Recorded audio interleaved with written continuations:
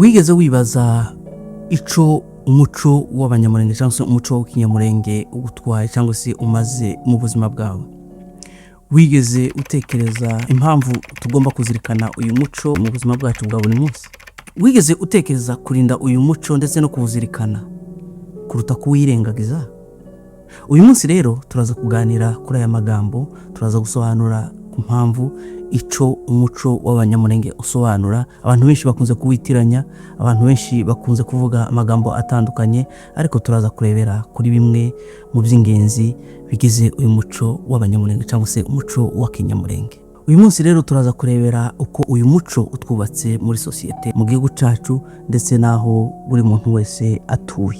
Muri iri jambo umuco urashobora gusangamo amagambo abiri. Hari ijambo umuco nka éclairage, hakabaho n'ijambo umuco w'imyitwarire.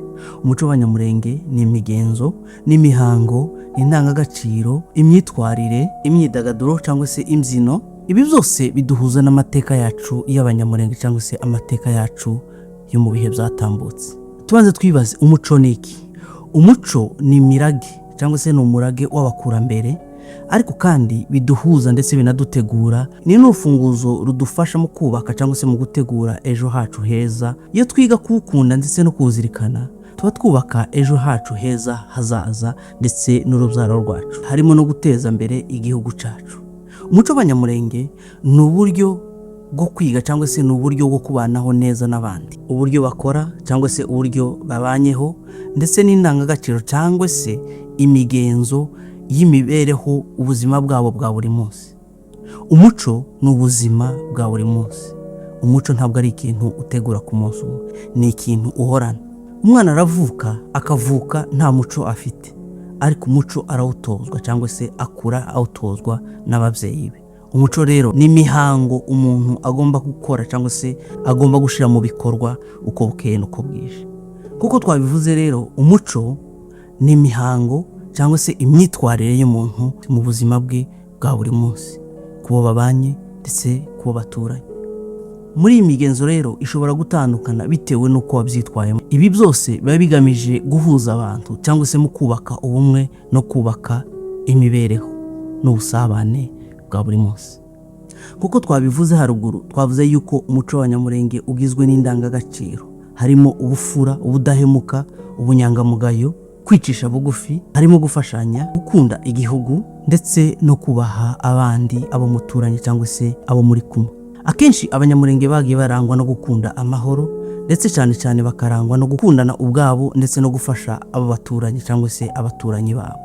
Muri ubu busabane cyangwa se muri ubu buzima bwabo bwa buri munsi, harimo nk'imigenzo nk'ubukwe cyangwa se imigenzo itandukanye. Muri societe zabo naho batuye usanga bariyentegre cyangwa se biyumva, bakisanga, bakagira ubusabane butandukanye.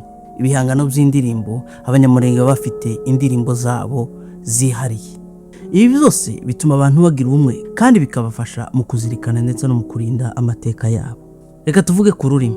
Akenshi hagiye haza impaka zitandukanye aho abantu bagiye bavuga kuko tutagira ururimi cyangwa se abanyamurenge batagira ururimi. Reka kuri iki ururimi tubanze tubivugeho gatoya. Abantu benshi bagiye bitiranya ibintu.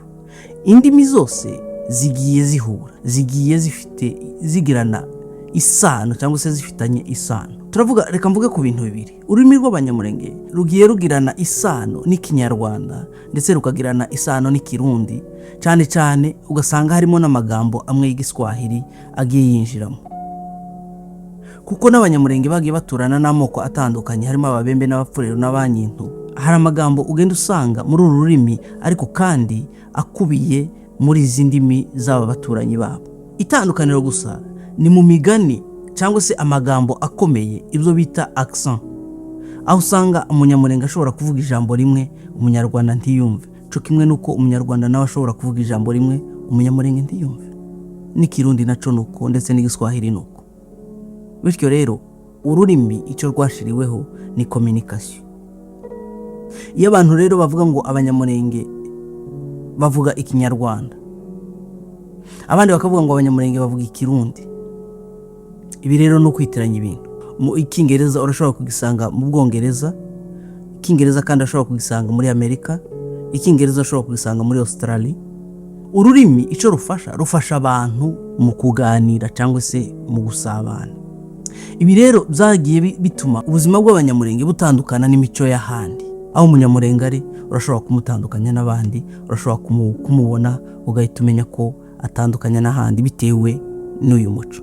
Tubibutse yuko ururimi ari rumwe mu kimenyetso cy'umuco. Ururimi rutuma abantu bamenya aho baturuka cyangwa se aho bakomoka, ndetse kandi bakamenya aho bagana cyangwa se aho berekeye.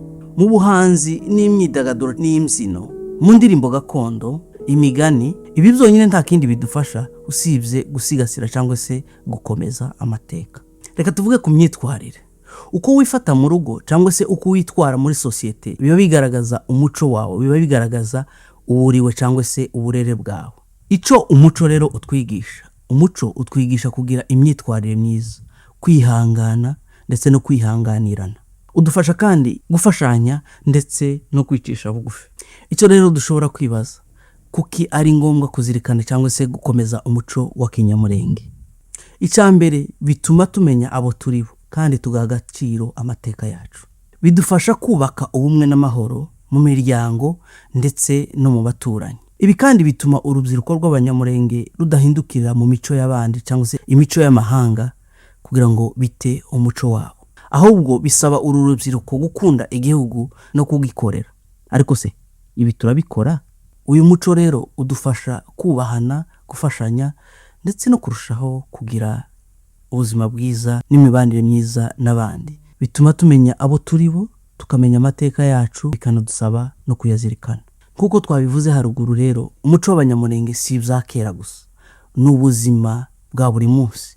Bidufasha kubaho none no kubaho ejo hazaza. Ubwo rero uko uvuga ndetse no gufasha abandi bigomba kugaragaza umuco wa kinyamurenge, bigomba kugaragaza uwuriwe. Tubibutse yuko uyu ari umurage w'iterambere ndetse n'ishingiro ryo kubana n'abandi mu mahoro.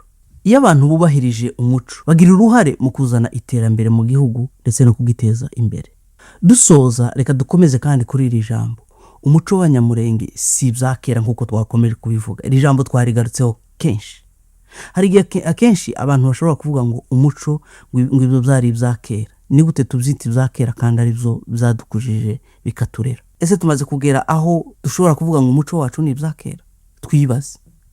Abana bacu bavuka kuri none, tubigisha iki? Ni iyihe mico bafite? Ni iyihe mico batozwa? Ni iyihe mico bakurikira? Ese barakurikira imico y'amahanga? Barakurikira imico yo hanze? Reka tubibutse yuko twese dufite inshingano zo gukunda umuco wacu ndetse no kuwuzirikana. Dufite n'inshingano zo kuwigisha abana cyangwa se abatoya. Iyo twese dushize hamwe gukunda no kuzirikana umuco wacu, tuba turimo kubaka ejo heza hazaza hacu, ku gihugu cyacu, imiryango yacu. Iyo tuvuga ngo igihugu cyacu cyarasenwe, nuko tutakicubahiriza iya mico yacu cyangwa se za ndangagaciro za kera. Kera basogokuru bahoze basenyera ku mugozi umwe, kera basogokuru bahoze basangira kabisi n'agahiye, ariko twebwe ngubu siko biri. Twibutse yuko umuco wacu ari ishingiro ry'ubumwe ndetse n'urufunguzo rw'iterambere. Nicyo kizatuma tugira ishema nk'abanyamurenge.